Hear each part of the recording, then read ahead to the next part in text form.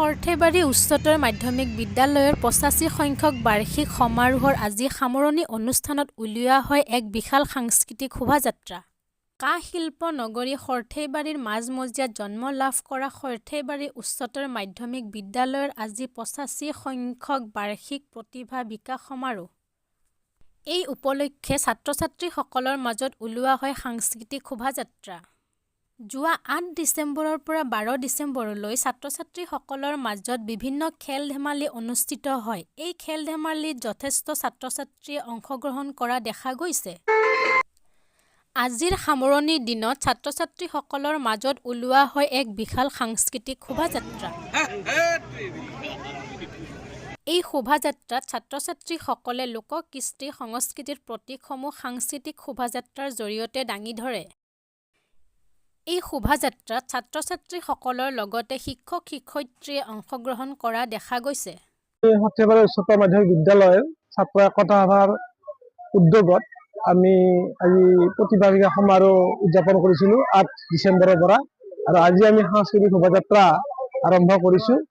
আৰু আমি অনুপ্ৰাণিত যে আমি এনে এখন ঠাইত কৰ্ম কৰি আছোঁ বা এনে এখন ঠাইত আমাৰ বিদ্যালয়খন য'ত অসমীয়া সংস্কৃতিৰ প্ৰাণকেন্দ্ৰ বুলি ক'লে ভুল নহ'ব। আৰু অসমীয়া সংস্কৃতিৰ প্ৰাণকেন্দ্ৰ সৰ্থেবাৰীত আমি অসমীয়া সংস্কৃতিক আৰু বেছিকৈ জানিবলৈ, শিকিবলৈ আৰু বুজিবলৈ তাৰ প্ৰচেষ্টা কৰিছোঁ। আৰু ছাত্ৰ-ছাত্ৰীসকলৰ মাজত অসমীয়া জাতিৰ যিটো অনুভূতি, যিটো প্ৰাণ হয়, তাৰ কাৰণে আমি চেষ্টা কৰিছোঁ। আজি প্ৰায় আমাৰ ৩০০ গৰাকী ছাত্ৰ-ছাত্ৰী ইয়াত উপস্থিত আছে। আমাৰ প্ৰায় বিদ্যালয়ত ৮৩৪ গৰাকী ল'ৰা-ছোৱালী আছে। তাৰে মোটামুটি ৩০০ গৰাকী ছাত্ৰ-ছাত্ৰী আজি অংশগ্ৰহণ কৰিছে। আজি সৰ্থেবাৰী অঞ্চলত আমি ঘূৰিম। তাৰমানে এয়া পৰিকল্পনা আমাৰ গোটেই কেইজন শিক্ষক ছাত্ৰৰ মাজত হৈছিল, শিক্ষয়িত্ৰী। গতিকে আমাৰ উদ্দেশ্য আছিল যে আমি আমাৰ স্কুলখনক ফ'কাছ কৰাৰ, স্কুলখনৰ এডমিশ্যন সংক্ৰান্তীয় ল'ৰা-ছোৱালীক কেনেকৈ আমি আকৰ্ষণ কৰিব পাৰোঁ।